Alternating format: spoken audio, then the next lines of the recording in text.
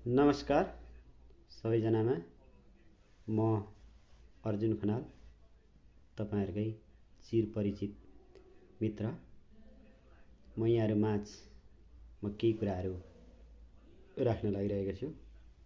हामी अहिले निर्वाचनको माहौलमा छौं र यो माहौललाई सभ्य, भव्य र सुसंस्कृत ढंगले सम्पन्न गर्नको निम्ति तपाई हामी सबैजना एक ढिक्का भएर अगाडि बढ्नुपर्ने जरुरत पनि हामीले देखेका छौं। विशेष गरेर हाम्रो इलाम क्षेत्र नम्बर 2 मा विभिन्न राजनीतिक दलबाट धेरै युवा उम्मेदवारहरू पनि अहिले चुनावी मैदानमा आइसक्नु भएको छ र त्यसमध्ये कस्ता युवालाई चाहिँ हामीले विजय हासिल गराएर पठाउने भन्ने बारेमा विशेष चासोको विषय पनि अहिले आम जनतामा रहिआएको छ।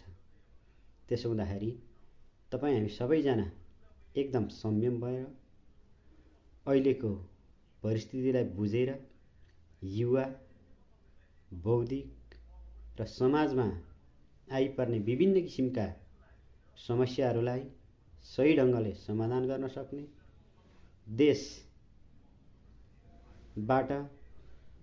प्राप्त हुने जुन बजेट छ त्यो बजेटलाई चाहिँ सही ढंगले आफ्नो क्षेत्रसम्म ल्याउन सक्ने त्यस्ता खाले ऊर्जाशील युवालाई चाहिँ हामीले विजयी गराउनुपर्छ भन्ने मलाई लाग्छ र तपाईहरुलाई पनि सायद त्यही नै महसुस भएको होला भन्ने मैले विश्वास गरेको छु। हामीले युवा भनेका छौं। युवा युवा भन्दै गर्दा कुन पार्टीले युवालाई चाहिँ प्रमुख प्राथमिकता दिएको छ त्यो पनि तपाई हामी सबैले मनन गर्नुपर्ने कुरा हो।